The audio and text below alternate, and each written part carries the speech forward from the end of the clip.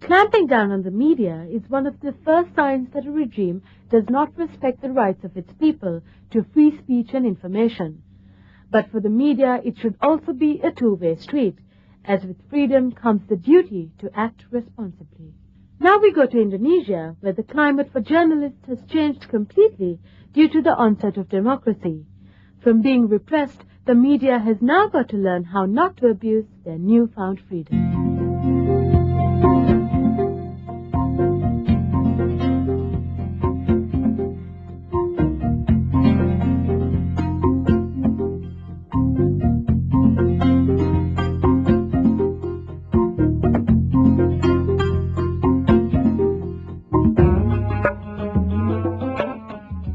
Taufik, an Indonesian journalist, is a happy man and has all reason to be so. He has a good job and a lovely family. But just a few years ago, it was an altogether different story for Ahmad and other brave Indonesian journalists who dared to write against the wishes of the then dictatorial regime of General Suharto. In September 1995, Ahmad, along with two other members of the Alliance of Independent Journalists, was sentenced to 3 years in prison. The charge was sowing hatred against the regime. Prison in Indonesia is bad condition, not good for people. But for me, in the political prison, they not torture me because they pressure not write about anything about the prison condition.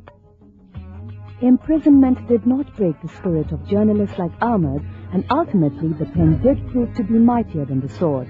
It was their work, along with the protests of thousands of ordinary Indonesians, that finally brought a democracy to the country. For the Indonesian media, the coming of democracy was like a switch from night to day. After decades of living in shackles under an authoritarian state, suddenly there was press freedom.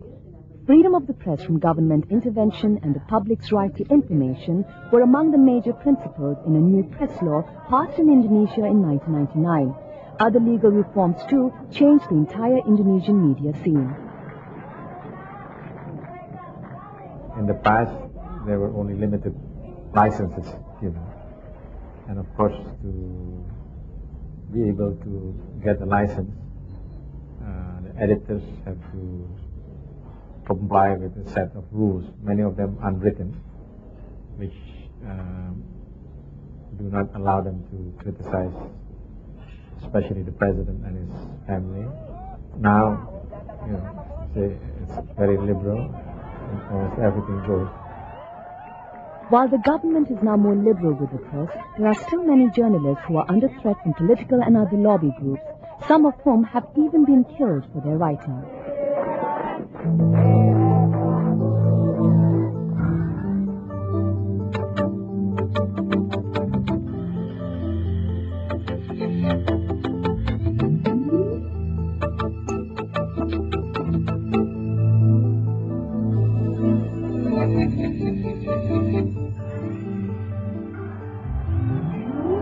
Despite all the positive changes that have made Indonesian media freer than ever before, there are still some hangovers from the country's dark authoritarian past. There are journalists who continue to be under threat from fundamentalist and political groups. Another major problem that affects many journalists directly is that of poor salaries. With the economic crisis in Indonesia biting into everyone's pockets, journalists have been badly hit. I think the average wage of Indonesian journalists today in Indonesia is around $120 to $150. I think for a journalist work there is not enough to make the ends meet because journalists also have children, have family to feed. But probably the greatest threat to media freedom comes from within the industry itself. Before 1998, there were only around 200 publications in Indonesia, but now the number is over 1,500. In order to gain greater and greater audiences, many media institutions have resorted to sensational reporting of events, giving more importance to entertainment than information. They abandon the principles of good journalism, for instance, about accuracy, fairness, balance. Well, in fact, many of them are not really practitioners or have no training in journalism. It's like in the internet. They think that gossip, rumor, unverified reports are valid to be printed as news.